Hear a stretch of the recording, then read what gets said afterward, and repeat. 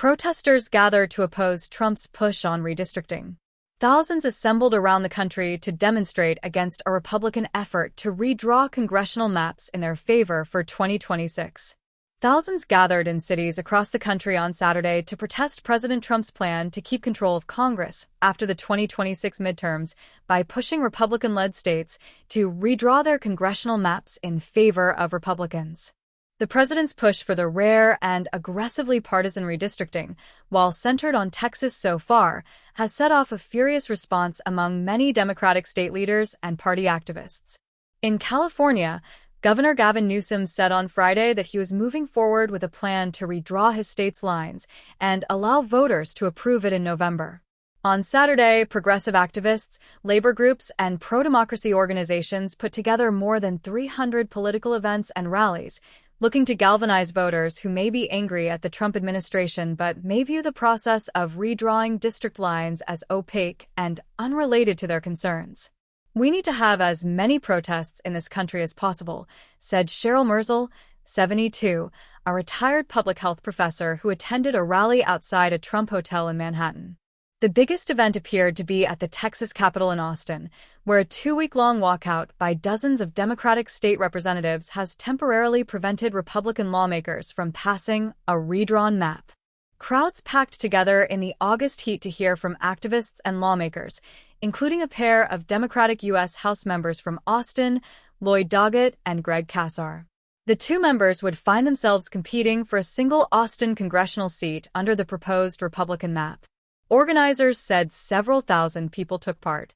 "Do not allow this moment to pass without a fight," Beto O'Rourke, the former El Paso congressman, told the crowd. Earlier in the day, Mr. O'Rourke announced that his organization, Powered by People, had given more than $1 million over the last few weeks to several Texas Democratic groups, including the state's House Democratic Caucus, which led the walkout. Image. Those donations have been the subject of a lawsuit by Texas Republican Attorney General Ken Paxton, who accused Mr. O'Rourke and his organization of illegal activity around fundraising and spending in support of the absent Texas Democrats. This month, a Tarrant County court issued a temporary restraining order against Mr. O'Rourke that prevents his organization from raising funds for non-political purposes, including to fund out-of-state travel. Mr. O'Rourke has denied any wrongdoing. "The cabal of Democrats who have colluded together to scam Texans and derail our legislature will face the full force of the law," Mr. Paxton said in a statement. But many of those Democrats appeared ebullient and undeterred on Saturday. At a rally in Chicago, several Democratic lawmakers, including those from Texas, spoke to a crowd of hundreds in Millennium Park, some chanting, "Texas, Texas."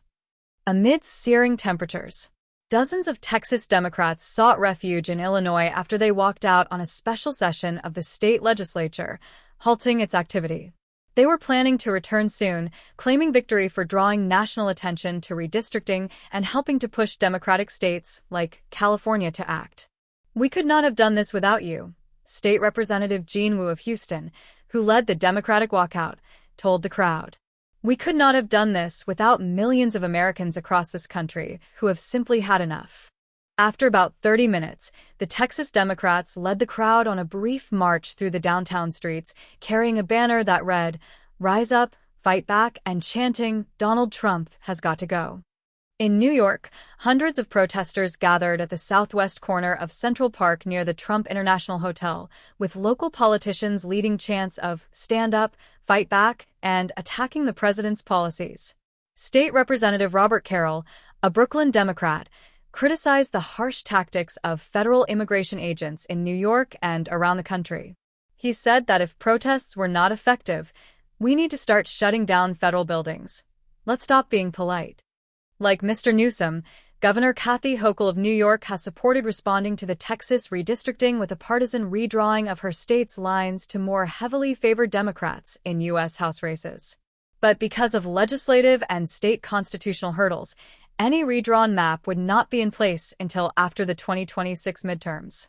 Still, Saturday's protests reflected the anger and fear that people are feeling and their desire to fight back, said State Representative Michael Asher, Manhattan Democrat, in an interview afterward. Events were registered in dozens of cities, including Oakland, Minneapolis, Las Vegas, and Washington, with tens of thousands of people signing up to attend, said Jonah Minkoff-Zern, co-director of the Democracy Campaign at Public Citizen, a nonpartisan consumer advocacy group. Dozens of liberal and progressive groups organized the protests, including Indivisible, Common Cause, and Planned Parenthood, with support from the Democratic National Committee.